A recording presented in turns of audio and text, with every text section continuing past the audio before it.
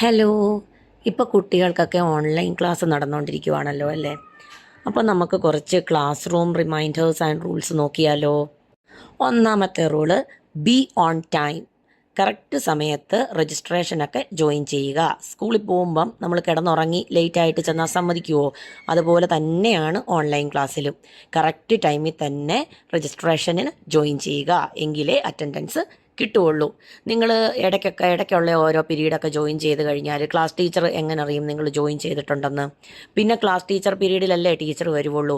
അപ്പോൾ ചിലപ്പം അറ്റൻഡൻസ് പോർട്ടലും ഒക്കെ ക്ലോസ് ആയിട്ടുണ്ടായിരിക്കും. അതുകൊണ്ട് ഓൺ ടൈമിൽ ജോയിൻ ചെയ്യുക. Rule number 2, be prepared for class. Time table നോക്കി അതാത് പീരീഡിന് വേണ്ട ബുക്കും text book, note book, pencil എല്ലാ കാര്യങ്ങളും റെഡിയായിട്ട് ഇരിക്കുക. Rule number 3, wear appropriate cloth. വൃത്തിയുള്ള വസ്ത്രം ധരിച്ച് ഇരിക്കുക. കഴിയുന്നതും യൂണിഫോം ധരിക്കാൻ ശ്രദ്ധിക്കുക. Rule 4, be respectful. ടീച്ചേഴ്സിനോടും ഫ്രണ്ട്സിനോടും മാന്യമായ ഭാഷയിൽ സംസാരിക്കുക. ഇനി ക്ലാസ് നടന്നുകൊണ്ടിരിക്കുമ്പം നമ്മൾ ശ്രദ്ധിക്കേണ്ട ഏറ്റവും ഇമ്പോർട്ടൻ്റ് ആയിട്ടുള്ള കുറച്ച് കാര്യം. ഒന്ന്, നിങ്ങളുടെ മൈക്രോഫോണ് മ്യൂട്ടാക്കി വെക്കുക. എന്തെങ്കിലും ആവശ്യമുണ്ടെങ്കിൽ മാത്രം അൺമ്യൂട്ട് ചെയ്യുക. ടീച്ചർ ഇൻസ്ട്രക്ഷൻ തന്നുകൊണ്ടിരിക്കുന്ന സമയത്താണെങ്കിൽ അതിനിടയ്ക്ക് കയറി ചോദിക്കാതെ ടീച്ചറിനത് കംപ്ലീറ്റ് ആക്കാനുള്ള അവസരം കൊടുക്കുക. നിങ്ങളുടെ കൂട്ടുകാരെങ്കിലും ഡൗട്ട് ചോദിച്ചുകൊണ്ടിരിക്കുന്ന അവസരമാണെങ്കിലും അവർക്കും അവരുടെ സ്പേസ് കൊടുക്കുക.